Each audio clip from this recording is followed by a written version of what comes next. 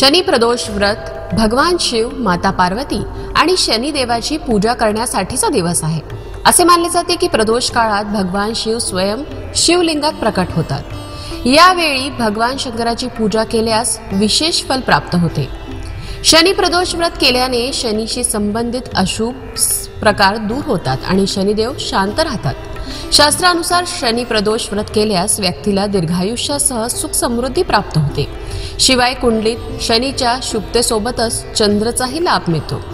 या दिवशी कोणतीही शनिदेवाची पूजा पूर्ण भक्तिभावाने आणि मनापासून केल्याने सर्व संकट आणि कष्ट नक्कीच दूर होतात आणि शनिदेवाचा प्रकोप, शनीची साडेसाती किंवा ढय्याचा प्रभावही कमी होतो।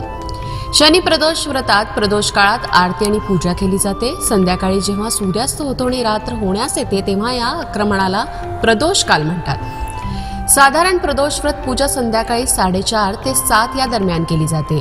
शिवाय ओम नमः शिवाय मंत्राचा जप करत महादेवाला जल अर्पित करावे आणि ओम शनिश्चराय नमः मंत्राचा जप करणे देखील शुभ मानले गेले आहे। तर जाणून घेऊया शनी प्रदोषची व्रत कथा काय आहे। तर पौराणिक कथेनुसार प्राचीन काळी एक मोठा व्यापारी होता।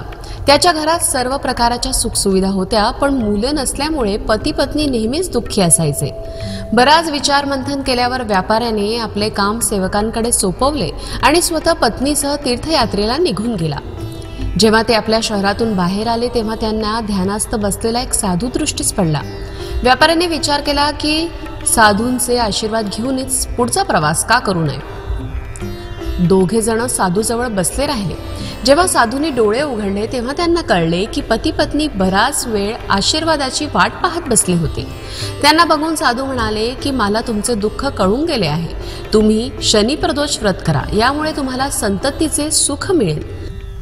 साधूने दोघांना प्रदोष व्रत विधी सांगितला आणि महादेवाची वंदना देखील सांगितली की हे नीलकंठ सूर नमस्कार, शशी मोली चंद्र सुख नमस्कार, हे उमाकांत सुधी नमस्कार, उग्रत्व रूप मन नमस्कार, ईशान ईश प्रभू नमस्कार, विश्वेश्वर प्रभू शिव नमस्कार। दोघे साधूचा आशीर्वाद घेऊन तीर्थयात्रेसाठी पुढे निघून गेले। तीर्थयात्रेहून परतल्यानंतर पती पत्नींनी शनी प्रदोष व्रत केले, ज्याच्या प्रभावाने त्यांच्या घरी एक सुंदर पुत्राचा जन्म झाला। तर द्वादशी त्रयोदशी तिथीला प्रदोष व्रत केले जाते। जर एखाद्या व्यक्तीला भगवान भोलेनाथांना प्रसन्न करायचे असेल तर त्याने प्रदोष व्रत केलेच पाहिजे। या व्रताचे पालन केल्याने शिव प्रसन्न होऊन भक्ताला सर्व सांसारिक सुख व संतान प्राप्तीचे वरदान मिळते। म्हणून या दिवशी पूर्ण भक्तिभावाने भगवान शंकराची पूजा केल्याने सर्व संकटे दूर होतात आणि शनीचा प्रकोप तसंच साडेसाती किंवा ढय्याचा प्रभावही कमी होतो।